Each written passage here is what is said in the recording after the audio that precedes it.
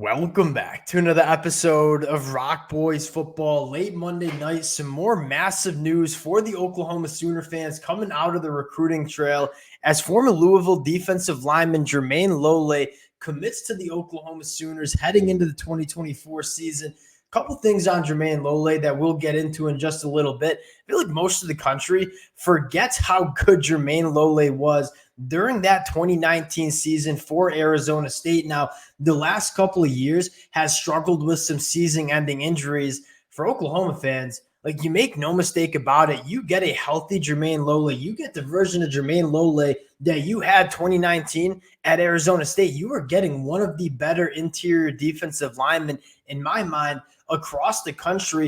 And I think adding on to that, adds a little bit of a different flavor to the inside of this Oklahoma offensive line, where you have a guy like DeJoun Terry, who many of the Oklahoma fans know I am a massive fan of, but not much juice in the pass rush. He is more just kind of a disruptive presence against the run. Very good at that, but not necessarily the best pass rusher. You look at a guy like Germaine Lole, this is a guy that has a ton of juice as a pass rusher. Again, going back to when he was healthy in 2019, 18 quarterback hurries, 6 sacks, almost a 10% pass rush win rate.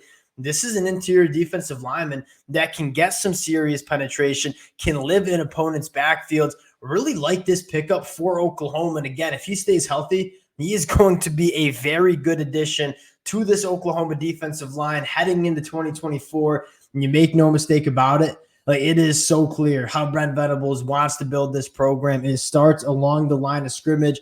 Going into the SEC, that's a phenomenal plan. Want to get into Germaine Lole, talk a little bit about what he brings to this Oklahoma defense. Before we do, and as always, just want to say thank you to you guys. Massive shout out to the Oklahoma fans. I actually got my Danny Stutzman shirt on right now. The Oklahoma fans, y'all continue to show a ton of love, a ton of support to the fellas. Nothing more I'd rather do than talk some Oklahoma football on Monday night. Appreciate y'all rocking with it.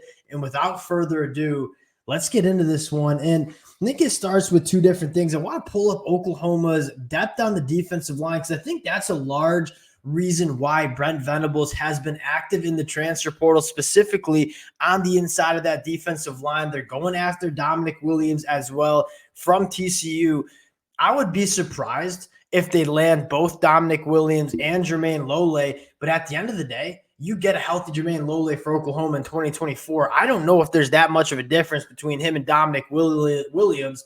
Dominic Williams is just, from reports, commanding a lot of money in the NIL department.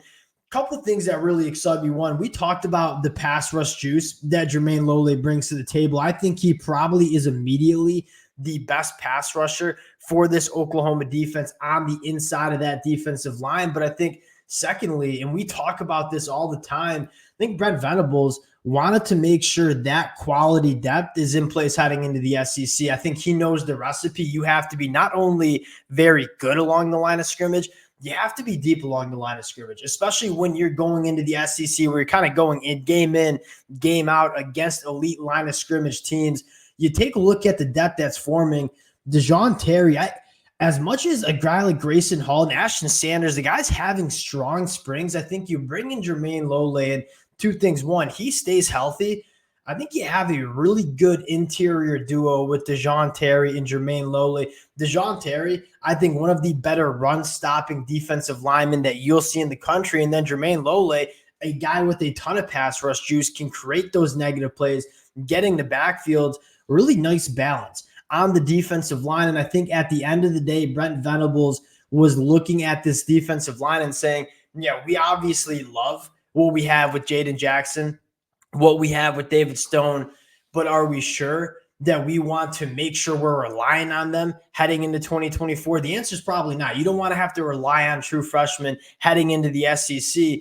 If Jaden Jackson or David Stone are SEC caliber players year one, that's just more gravy on top. But you look at this Oklahoma defensive line specifically on the inside, and you're saying this is extremely deep. And quite frankly, they're doing it on the offensive line as well. I think you started out this transfer portal, I guess, window going back to the winter and saying, you have some question marks about Oklahoma on both sides of the line of scrimmage, not only in terms of talent, but in terms of depth. And I think you're sitting here in mid-April saying, I think we feel really good about where Oklahoma is along the line of scrimmage from a depth standpoint.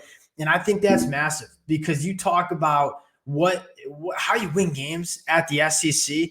You have to be deep on the line of scrimmage. I think, secondly, I'm so impressed with what Brent Venables is doing in the transfer portal, not necessarily just grabbing random players, but being very calculated, knowing how he wants to improve this team heading into 2024. Germaine Lole, a healthy Germaine Lole, goes a long way in getting this Oklahoma defensive line right heading into 2024. Massive fan of this pickup. We'll cut it there. Appreciate you guys rocking with the fellas. Again, if y'all do enjoy the content, consider subscribing to the channel, and we'll talk to y'all later.